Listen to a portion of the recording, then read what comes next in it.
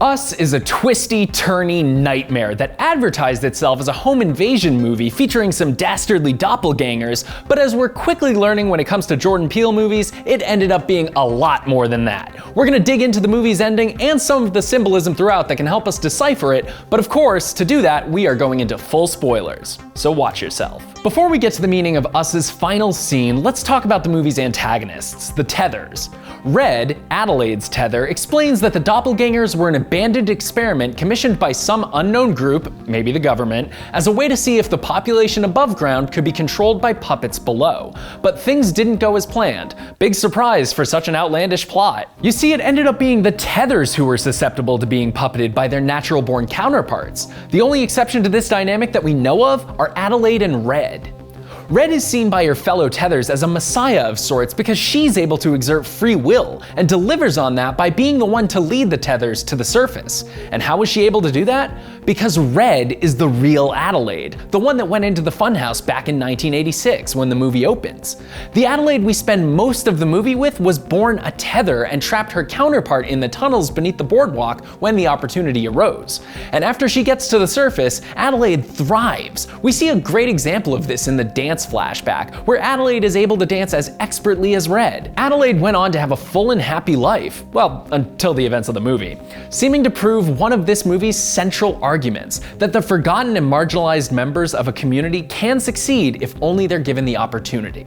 And even though she dies doing it, Red does give the Tethers that opportunity. They surface en masse, and the suggestion is that what's happening to the Wilsons is happening to countless families across the country. And what was it all for? To get hands across America, right, damn it. The real-life event, which happened in 1986, raised awareness and money for homelessness by attempting to create an unbroken chain of Americans holding hands across the country.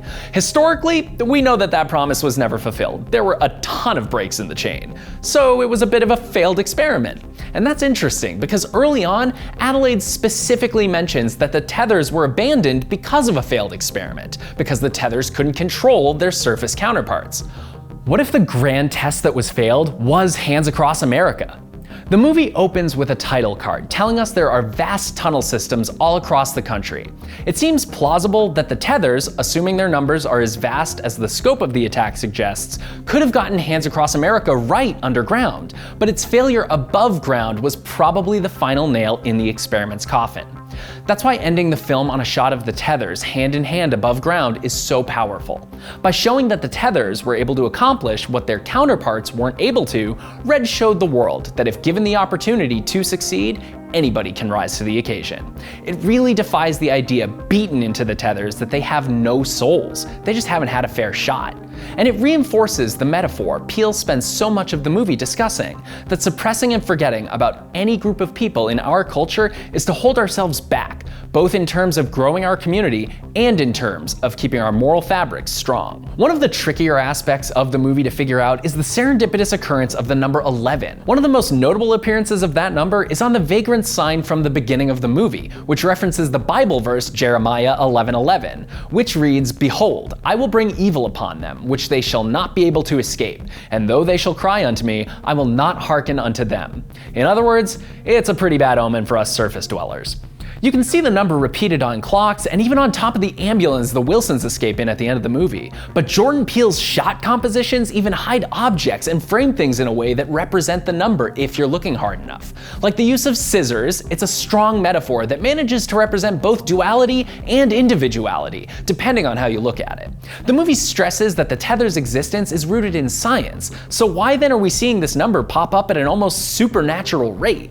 Us makes the case that by forgetting about those in a worse off position than ourselves, we become the monsters. The symmetry of the number 11 as a visual reminds us how much we share in common, but it's also an example of Jordan Peele suspending disbelief from a filmmaking perspective so that he can reinforce the idea that by willfully ignoring the other, we're missing out on what makes a community strong in the first place. Where will that get us? Judging by the dark omen of Jeremiah 11:11, nowhere good. That's our read on the ending of Us, but how did you interpret it? Let us know in the comments, and for more on Us, you can check out our review and watch Jordan Peele test his cast on horror movie trivia. And as always, be sure to follow and subscribe wherever you like to watch IGN.